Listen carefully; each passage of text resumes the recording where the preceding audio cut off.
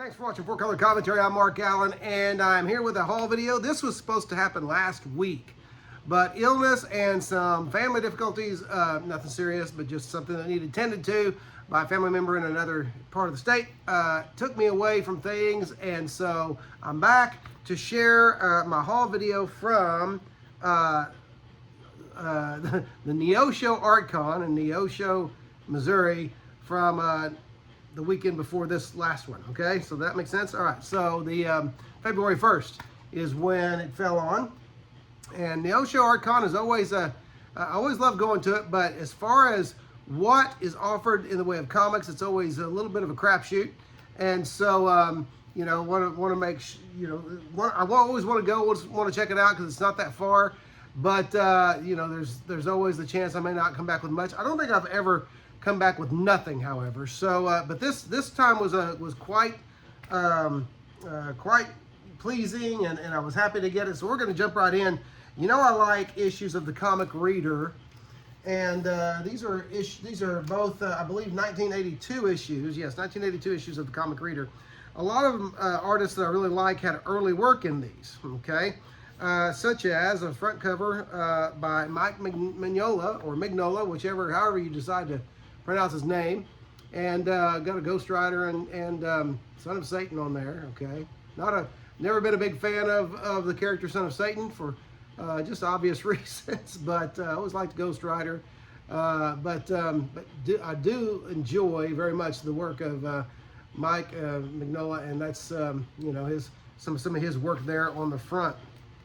I'm going to share a little bit of those, just little bits of artwork on these two Comic Readers on shorts, on a YouTube short here before too much longer, but I'll leave those right now. Now I thought I got kind of excited when I saw the cover to Comic Reader number 205 from 1982.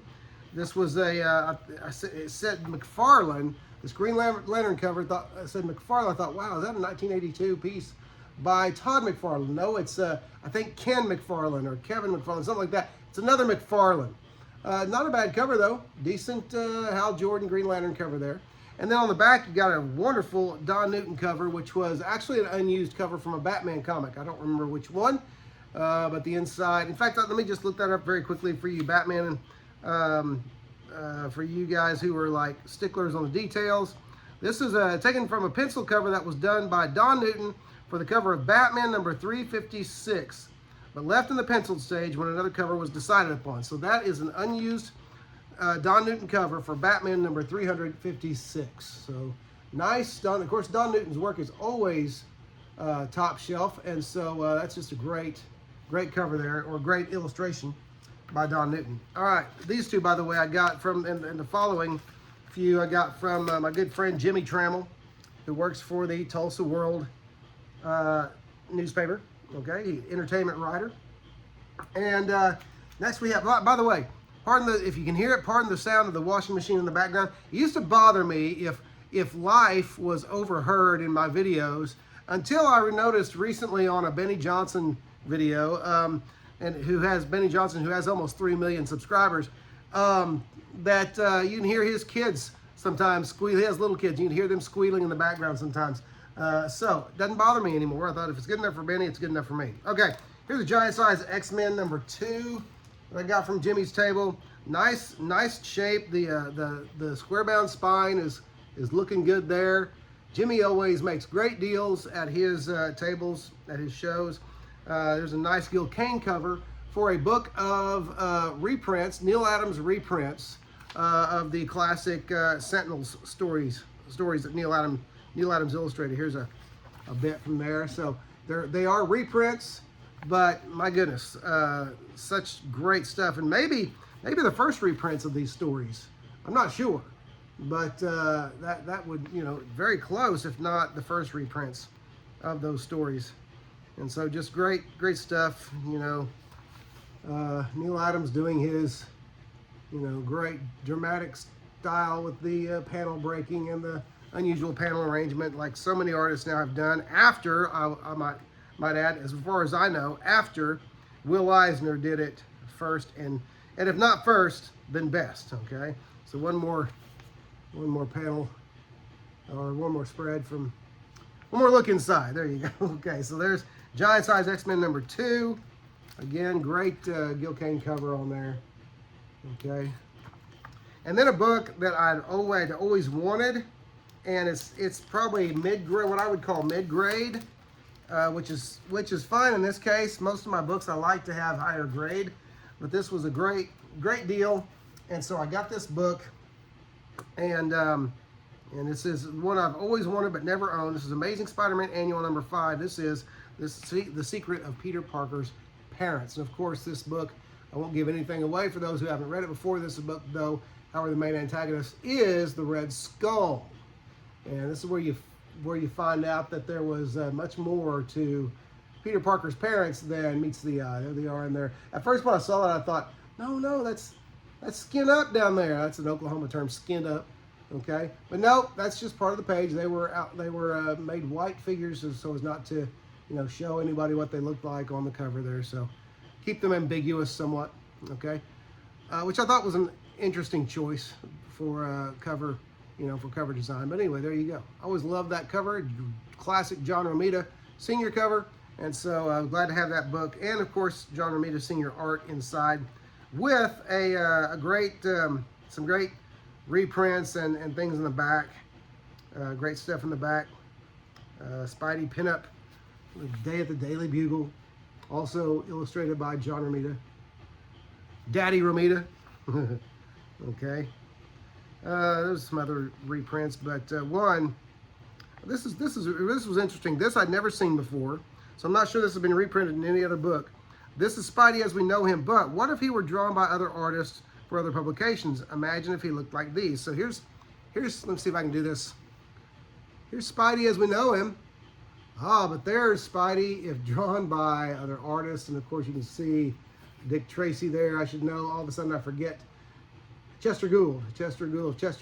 I forget what this strip is. Oh, I should know what this strip is called here, but I know the character and I'm familiar with it. But there's some other characters there. There's, if he was drawn by Charles Schultz, Charlie Brown, and I thought this was interesting. I'd never seen this before. Now it's going to that right there is going to drive me crazy. Somebody help me out. Who are those others from? Okay, I was only able to name Chester Gould's Dick Tracy and Charles Schultz's Peanuts. That's it. So you all help me with the others. But anyway, cool stuff there. Liked getting that annual finally in my collection after only 40 plus years. All right. This was an interesting old Charlton book that I'd never seen before, and I was immediately drawn to it because of the cover, even though someone did draw a #1 on it.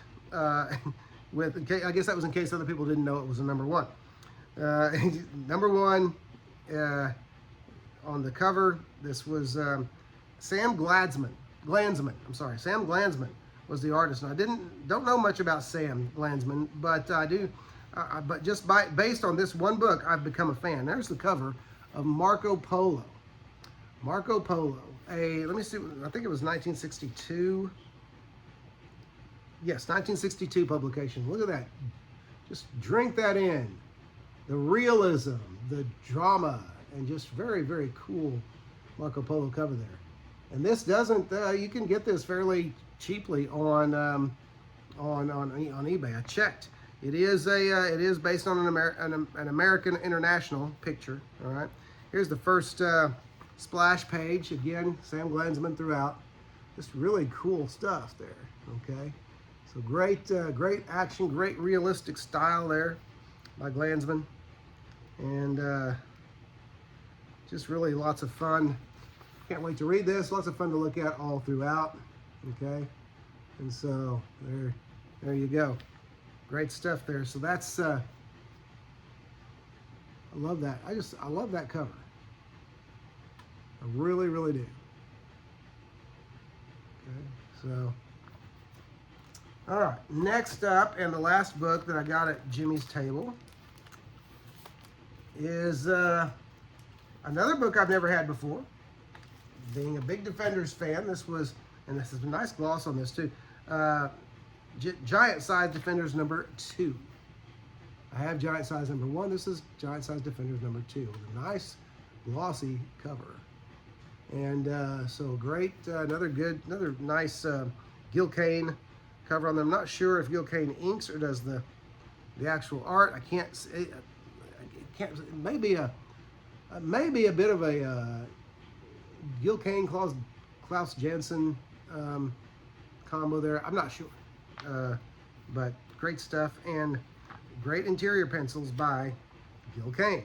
There's the opening splash page with a rampaging Hulk, you know, causing mayhem in the streets of New York. So there you go. And a couple others. Let me find some other action pages.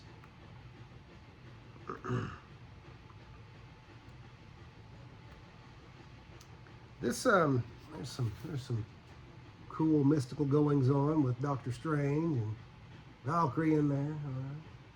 So very cool stuff here. And there are some Golden Age reprints in the back. One Bill Everett story, one Bill Everett Submariner story, which is great to have a Bill Everett, a Golden Age Bill Everett reprint in there. All right. I'm gonna move this a bit. Hang on there. Don't go anywhere. There we go. There we go. All right, we're good now. And let's see. There was also a Black Knight reprint from Black Knight number 4, which of course the original Black Knight was a Golden Age book. Okay, so cool stuff there. I'm not sure who did the art on that. I did not do the homework. So one of you, I'll bet Night Tiger knows who did the art on the original Black Knight books, if it was more than one artist. But I think it was just one artist. Let's see, make sure. I think there was one other. Yeah, there's a Steve Ditko Doctor Strange reprint in there. So it was a great book. You know, when back in the day, when these giant size Marvels and Marvel annuals would come out, they would so often, readers would get, you know, yeah, we go, oh my gosh, 50 cents? 50 cents for this, that's twice as much as I paid for the regular comic book. I'm going to pay 50 cents. Well, it was worth it.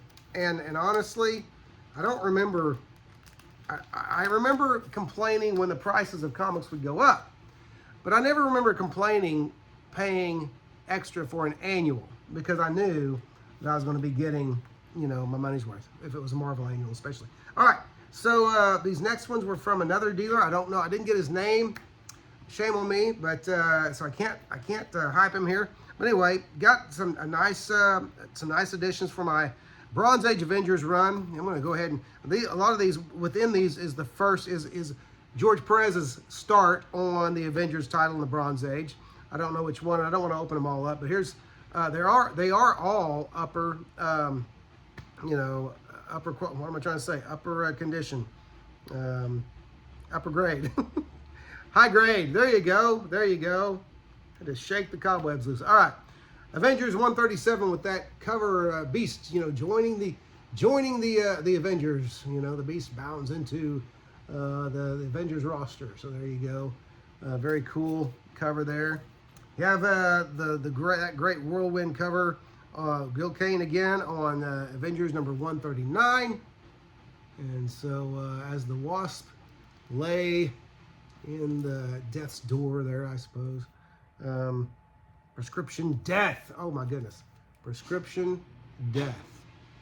Okay. It's always usually prescription or prognosis, isn't it? On those hospital related or doctor related stories. Okay, another great Gil Kane cover. Avengers number 140. And there you have the Vision phasing into the body of Yellow Jacket to save his life. I've honestly never read these stories, so this is going to be new stuff to me. Okay, I'm familiar with the you know, George Perez's artist run on it and everything, but now this one I have read. Now this one, I told my 15-year-old son this a few days ago, and he thought that it was so cool. But I had I think it was Mead. I think it was just, it wasn't the three flap binder. I think it was just the 2 flap 3-ring binder, but I had the Mead folder, school folder, with this cover on it. Remember that? Does anybody remember those Mead folders? But this was this Avengers number 141. That great showdown cover between the Avengers and the Squadron Sinister. Now, of course, the Squadron Supreme. But great Gil Kane cover there. And so that was I had that Mead folder for 2 years. I think 3rd grade and 4th grade before it just dissolved because I used it so much. Avengers number 142, another great Gil Kane cover. Gil Kane had quite a run on the covers here.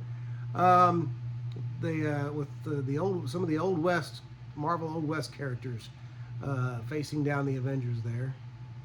I wonder what people thought of that cover when they first saw it. There were those who cared about Marvel's Western heroes and those who didn't care about what Marvel's Western heroes. But in general, back then, of course, you were loyal to your Marvel books, and so you bought it no matter what. And if you happen to be also a fan of the Marvel Westerns, then you certainly picked it up. Avengers number 143, another Gil Kane cover and a Kang story. So great stuff. Kang does not appear on the cover, but they're in final battle against the power of Kang. So previous few had been Kang stories as well. I'm sure obviously the one with the Western heroes was. Okay. So there's another great Avengers cover. All right. And then this one's always been one of my personal favorites. Avengers number 146. And these are all hole fillers in my Avengers run that I got.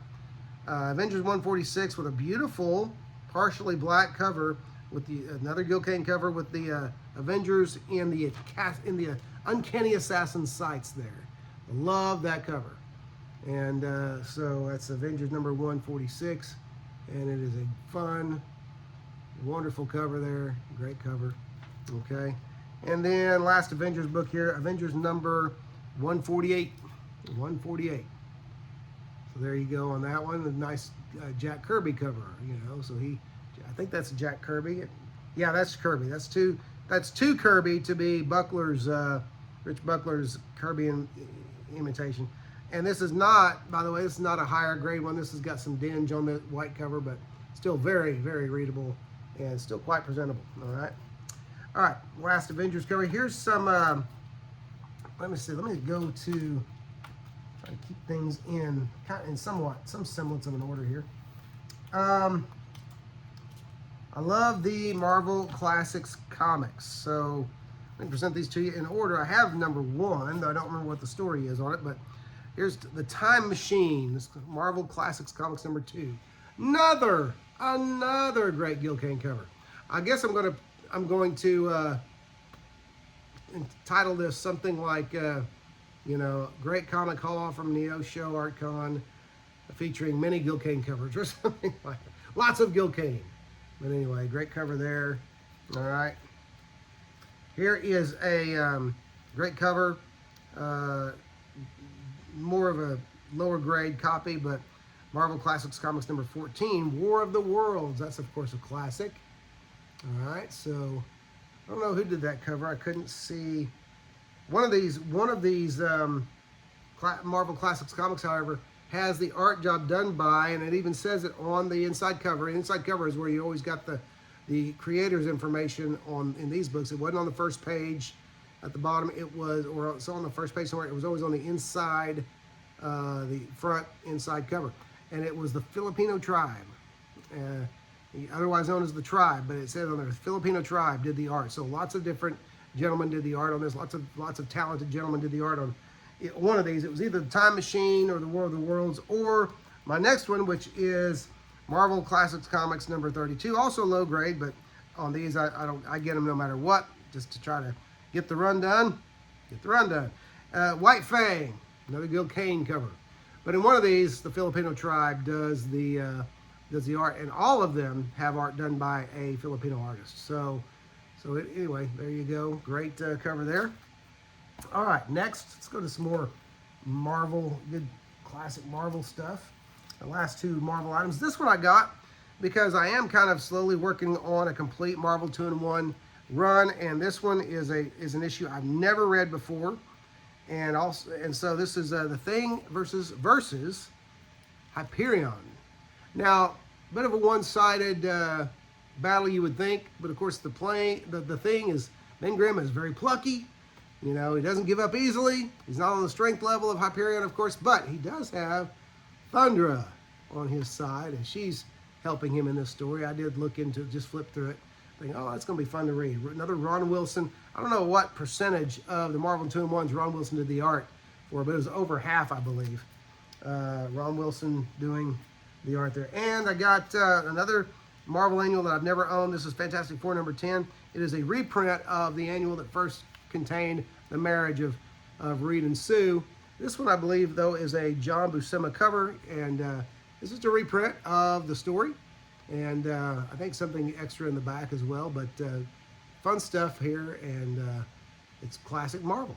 So how can you go wrong? All right, this is a group that I was only partially, I'll say not even partially, I'll say slightly or somewhat familiar with. A group called the Fighting Five, not fighting, Fightin' Five. This is their first appearance.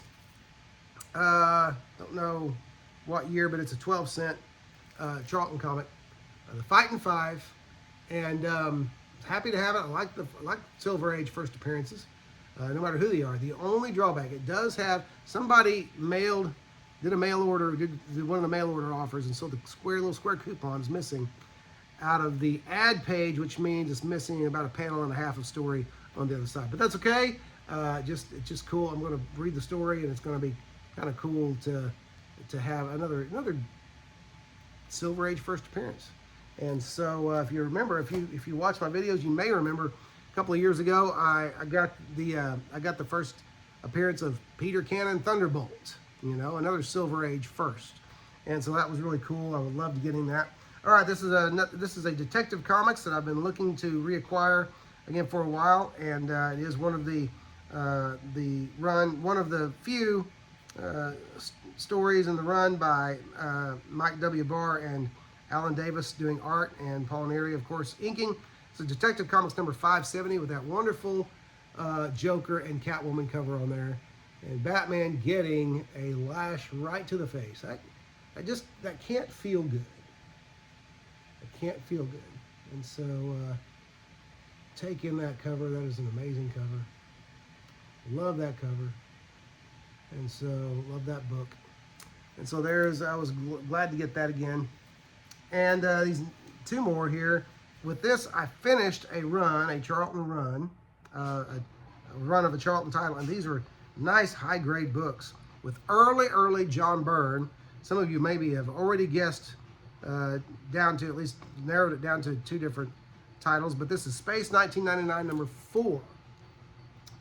And you know, I've just recently started reading the Space 1999 books. I've gotten through the first 3 issues. They were actually very entertaining. And somebody out there is going, no duh, you read them long ago. I've been acquiring just these 6 for the last couple of years, and I like to have them all before I start reading them. And so, but these were lots of fun. That's an early John Byrne cover, early John Byrne art inside, and then lastly, that was number 4. This is number 6. I have 1, 2, and 3. This is number 6. Another great John Byrne cover, and with that dramatic "I lost my helmet in space" cover. Okay. Some great stuff there. I would wear that on a t-shirt. If I could get that on a t-shirt, I would wear that. What are you doing in my bag? Oliver down here wrestling with himself in a plastic bag. Okay, so there you go. There's my haul from Neosho ArtCon 2025. It was a great time. Got to bring back a great haul, and it was just lots of fun. And so that's it for now. Hey, listen, I appreciate you watching.